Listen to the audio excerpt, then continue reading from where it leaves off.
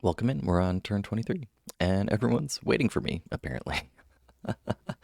Okay, so we have enchantment 4, and we're going to get enchantment 5 next turn as well. So that feels very good to me to get a level 4 and 5 research back to back.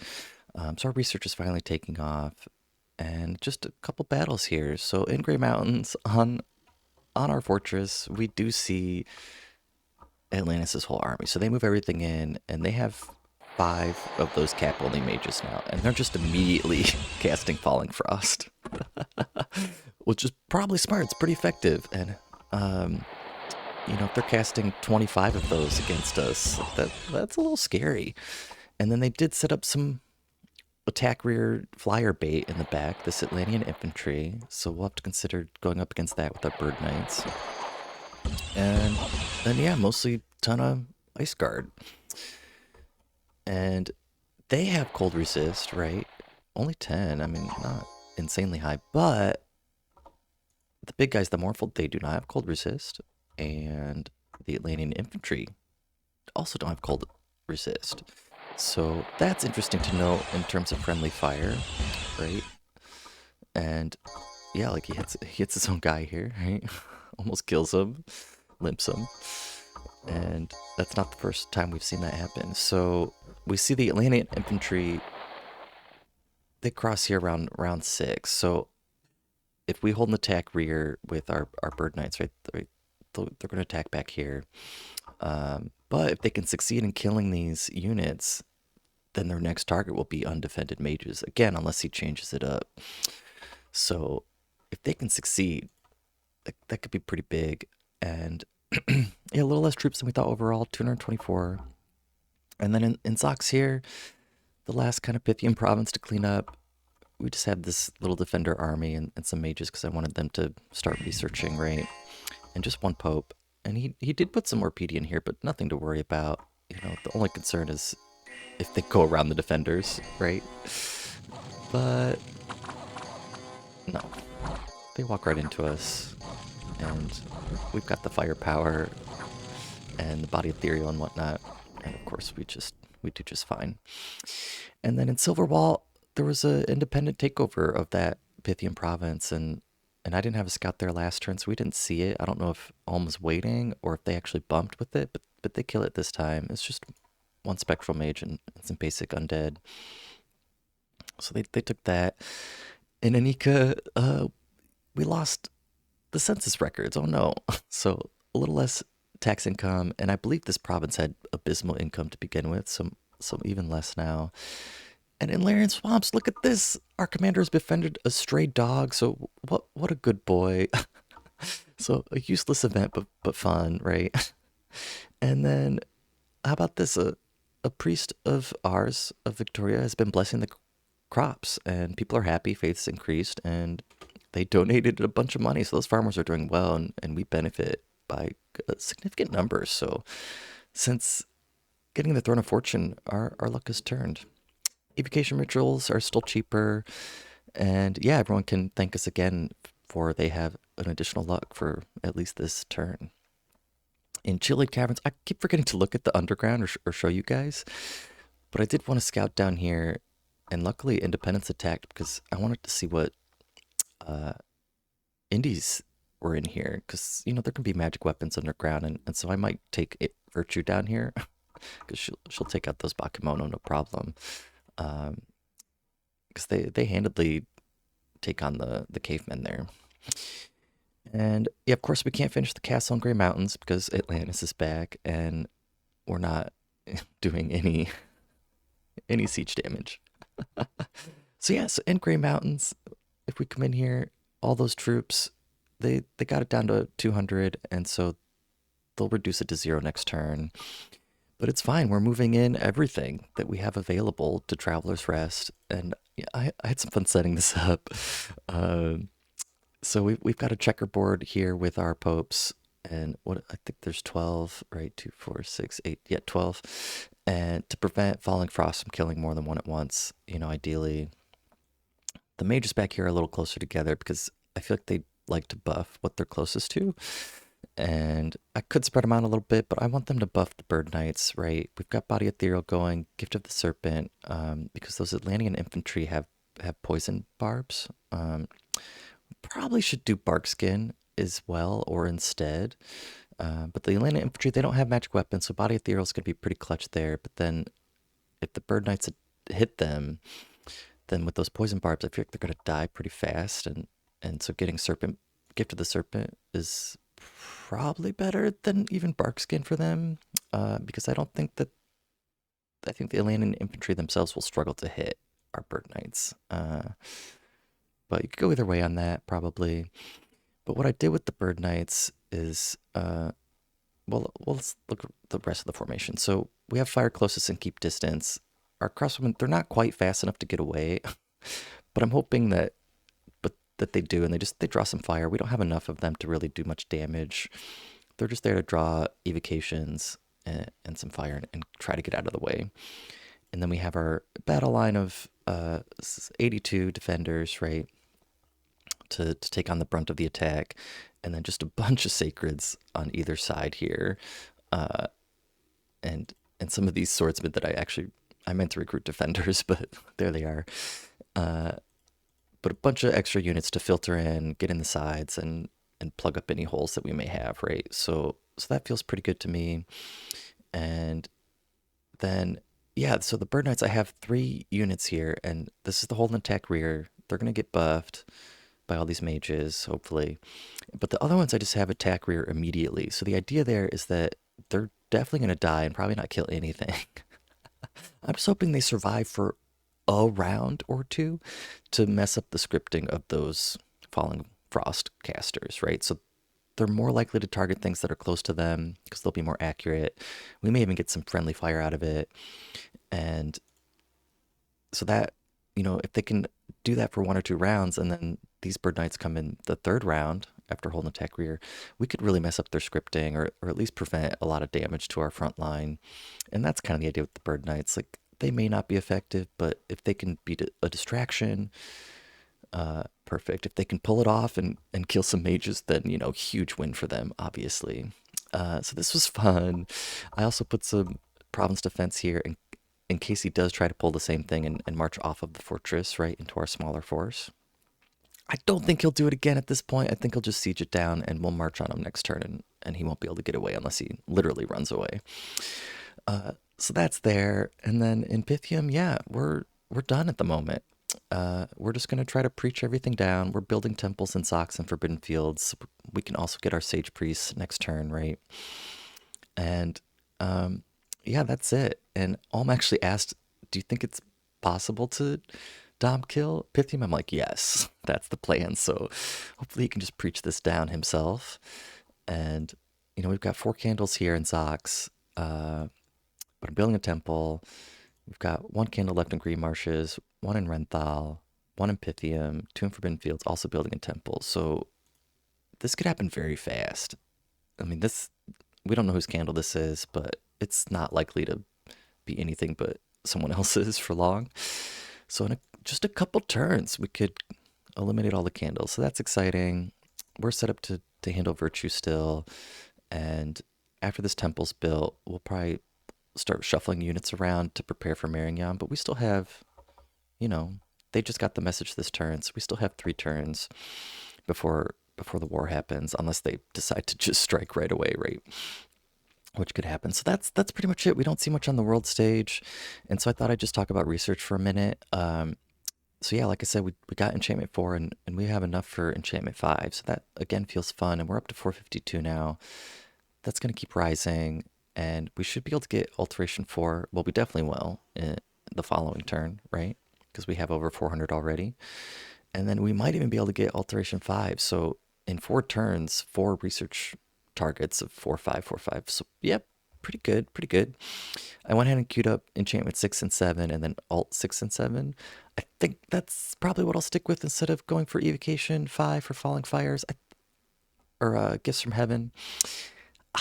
These are probably better targets for us, I think, than rolling the dice with falling or gifts from heaven, right? It can be a pretty swingy spell, and I don't think we need it. We're not in a desperation state or like facing off just a massive doom stack that we don't have the firepower for. Like, our popes can handle what they see at the moment.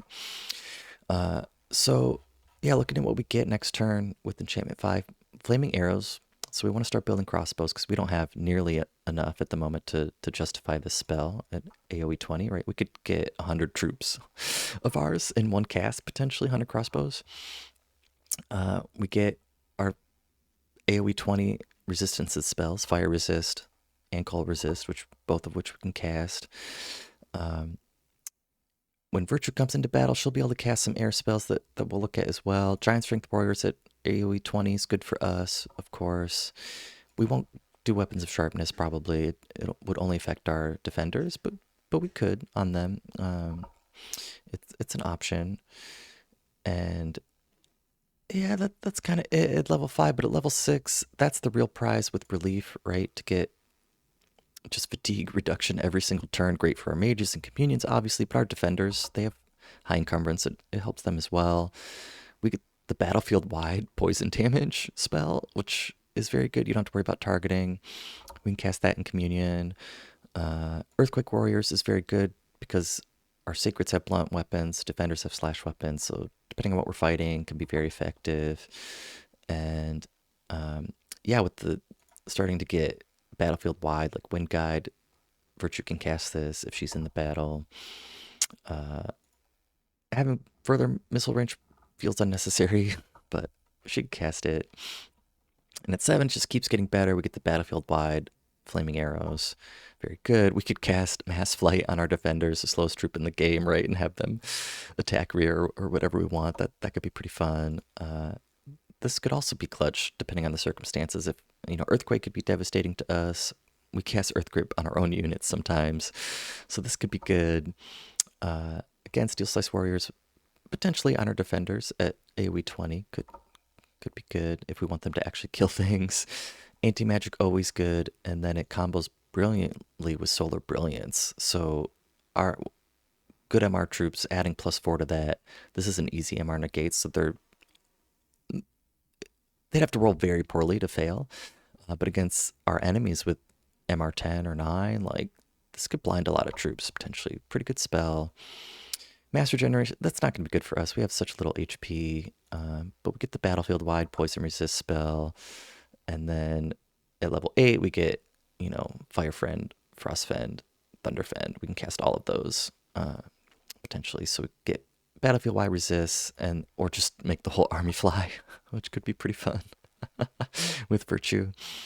So yeah, Enchantment's very good for us. And then Alteration, there's more dead levels in my opinion here. That's why I think I'm going to target Enchantment first. Like, I talked about Solar Eclipse in the intro video, right? But we can cast Gift of Cat Eyes and stuff, so we can use this, depending, again, on what we're fighting. Could be okay. We start getting, we have the other resist spells that we'll get. They just invert, how you cast them. So in Alteration, the fire spell gives you cold resistance, and in Enchantment, the fire spell gives you fire resistance, right? So they just invert, but we can cast both. And, we can also do lightning resist, shock resist. We start getting, finally, Group Stone Skin at level 5. So AoE 3, which, can affect 15 units. Pretty solid. There it is, Cat Eye Warriors, right? So at the same level that we get Solar Eclipse, we can cast it on AoE 20. So that's actually pretty good. I should consider that. Keep that an option. At level 6, we get Group Iron Skin, which is a great spell, but AoE 3 at like this level of research, you want something that's going to hit more troops, unless this is great for Bird Knights per se, where we're going to have less and just need to buff a few. So that can still be effective. Rewrite Fate is good. Twist Fate on AoE 20, which is essentially like 100% luck for one hit on our units since they have low HP, right? So that's a good spell for us. And we get the AoE 20 Bark Skin. So that's probably what we would cast if all things being equal, just because it hits more troops. And we could make our warriors bigger, but they're only gonna get like 2 extra HP. And then you lose the advantage of being more dense, right? But it does increase their strength. Well, we might consider it if we really want our troops to kill things, as opposed to our mages or whatnot. And then at level 7, we get AoE 20 Fog Warriors with Virtue, could be pretty good. And then finally AoE 20 Stone Skin, very powerful. And then both great spells here. These are I think the winners of level 7. I mean, in addition to Marble Warriors, but Doom, there's no MR check. You just curse every unit on the battlefield. It's a pretty ridiculous spell, I think. Like, where did this come from? Like, it should probably be level 8. I don't know. Like, curse doesn't damn a unit to death, but it's not good to be cursed. And then Will the Fates battlefield wide. What do you call it? Twist Fate. Very, very, very strong. And so we can cast both in Communion, of course. And then we get the battlefield wide Bark Skin, which again we'd probably cast over Marble Warriors just to make sure we hit everybody, all things being equal. And then level 8, we get the battlefield wide Resist again, right? Which is good. And battlefield wide Stone Skins. We'll just kind of work our way up, and we'd cast Bark Skin army wide, and then Stone Skin army wide, and then at level 9, Iron Skin army wide, right? It's both great magic paths for us, and at some point we're gonna want Construction 5 for boosters, and Conjuration for our Great Eagles, right? And hash mails and stuff, because we're gonna want to gear our hash mails out, and there'll be Alpha Strikers for us in hopefully our next big war. If we can get some of these guys, book gear on them, and people might expect Bird Knights, but they're probably not going to expect hash mails if they haven't seen them. And so we'll be able to like strike back line and front line at the same time in a new offensive, and then even go up to 7 for our Arrow, which is the Nature 3 healer unit, because we have pretty good astral income already, and so at some point we're gonna spend all these gems, I promise, and it'll be pretty fun. So that's the episode. I hope you enjoyed looking at some research targets and whatnot, and imagine that. Catch you next time. Okay, welcome in turn 24. Our Herald sent to Ulm has returned, and they did accept the non-aggression pact, so they weren't planning anything sneaky. That's good. We did get Enchantment 5. We'll get Alteration 4 next turn. Perfect. And yeah, we did a lot of site searching last turn, and there's nothing really to spoil here, so I'm just going to jump to these sites that we found. So when I saw Mirror Palace, I got all excited, but it's not a free palisade, or there's no mages you can recruit here, unfortunately. But another air gem, which, hey, we're up to 2, and one of those is a site that Pythium found for us. So that's still a great pickup. Another astral gem, some income, very good, and good water. So yeah, I've been having this little fella search for us. He found Ridge of Ice and a coral statue, and there was also already a coral reef in Great Blue. So our water income's decent now as well. And then in Jereb here we found a tar pits, another fire gem, and then Traveler's Rest. Since we were here, I site searched, and 2 astral gems in this Garden of Pearls. Yeah, so what's the big story, right? We'll go back to the messages here. Summation and Mingron, they're going back and forth still. I think the big tale is, nothing really to see. They had a few stragglers here in Mangyan, and Zamaisha cleaned up. If we look at this army, there's no sacrets in it, but they do have some skin shifters, right? And these are the ones that turn into wolf, the wolf variants. And they have their own arbalist, right? Some indie crossbows, and some of those 2-handers. So, but not a ton, right? 66. And then in Nidian range here, I actually neglected to show a previous battle a couple turns ago where about a dozen Moose Knights attack Marion on the capital, and Virtue's there, and Virtue kills Amisha's Prophet and a couple of those knights, and so these are some retreated knights that didn't have a commander anymore, and even just with this little force, Body Ethereal, like, these knights struggle. I mean, there's just two, right? And way more heavy attackers coming in, and without scripting, and this guy is burning one, like, they go down. So Marion's actually turned this around.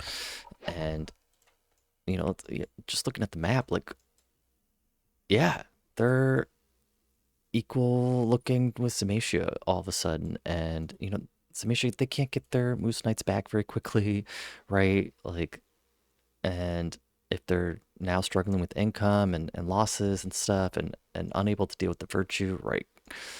We, it looks like we may have backed the wrong horse in that fight. And, we might have to just eliminate Marion ourselves, which I didn't want to do, because that's going to make us, I mean, even if we pull it off, like, it's going to make us very big and stretched out all on this side, which maybe that's fine. I mean, we have this army that could be doing something, but it just became a lot more interesting and dynamic, and we want Zamisha to survive at this point now that we, picked our horse in the fight. Uh, but anyways, the big story is in Grey Mountains, of course, and they siege us all the way down. They did not move away. They've got some reinforcements of Atlantean infantry that are going to come in. And I changed our scripting up a little bit. I put just our mundane troops in front with the crossbows, just purely to draw evocation fire. Hopefully they'll take the brunt of the first 2 rounds, because I also combined our bird knights into just one hold and attack rear unit, because I want them to get as many buffs as possible, um, and hopefully be like actually an effective fighting force back there. So we've got a little mini communion. I've got 2 slaves, and we're gonna cast the Winter Ward. So cold resist +5, area effect 20. It should hit all the bird knights if that's who they target. And they should. The bird knights have the most HP per square, and we put them right on top of it. And then I'm having him cast Power of the Spheres next to increase his own magic path, and also the slaves, and then get off a couple more Winter Wards, hopefully, on our sacreds as they pass by, or even our defenders, because they're so slow. So that's the idea with him. And the rest of these mages, I gave some gems out to this guy so he can cast Poison Ward at AoE 20, right? And hopefully, again, get all the bird knights. So that'll be very helpful for them. And then just any bark skins you can get off after that is fine. And then, whoops. And then for the Earth guys, summon Earth Power. And we have Giant Strength Warriors. Again, hopefully going on all the bird knights. It'll make them much more capable of killing things. And they should be able to handle everything except the Ice Warriors, right? Their armor will still be way too strong. But the Atlantean troops, the mages, even the big guys, if we can get it off on them, they should perform pretty well. And then the rest of the mages are pretty much just doing Body Ethereal and then Gift of Cheated Fate after that to help save our mages and popes from a Falling Frost attack. So that's the plan with all our mage firepower. And I moved the popes a little further back because those Atlantean troops, they're just marching right forward, and they're kind of positioned. They're not positioned in the back, so they'll be able to get infinite strikes off. And yeah, the rest is about the same. And well, I'm very excited to see how it goes. Like, hopefully in our favor, of course.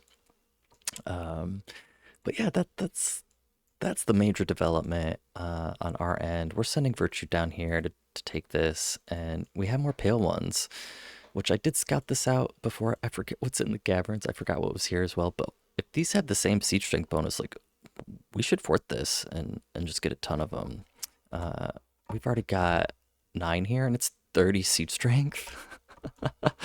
Our 200 strong army only has 100. So, like, just magnitudes better than us. And so if we can get, 20 a turn or even more, like, that would be huge for us. We wouldn't have to rely on eagles as much, or at least not as early. And so we're going to keep our fingers crossed for that. I don't think we looked at all the events, but we found 8 more nature gems. So another big nature event for us, and found in the oak tree. And Behringer was wounded, and he has shrunk. So he's now size 1. He's just the tiniest short king that's ever lived. Pretty funny. I don't know if that has any real I don't think it matters in the scheme of things, but it's pretty funny. If we look at the dog here, it's size 2, right? So the dog's bigger than him now. It's pretty funny. And yeah, we got our first Citadel, right? Which is very exciting. And we're actually getting our second Citadel next turn in Farron. And so I did want to start getting more scouts again. We have 17 regular scouts and where are they? 10 Bird Knight scouts. But we want more because we want to commit as many as possible to like, having eyes on our war target and our ally. But then we also want to see what's going on elsewhere in the world. If nothing else for fun and to see those good battles, right? So hopefully we'll see something very exciting here in our own Grey Mountains next turn. Hope you join me. Imagine that. Thanks.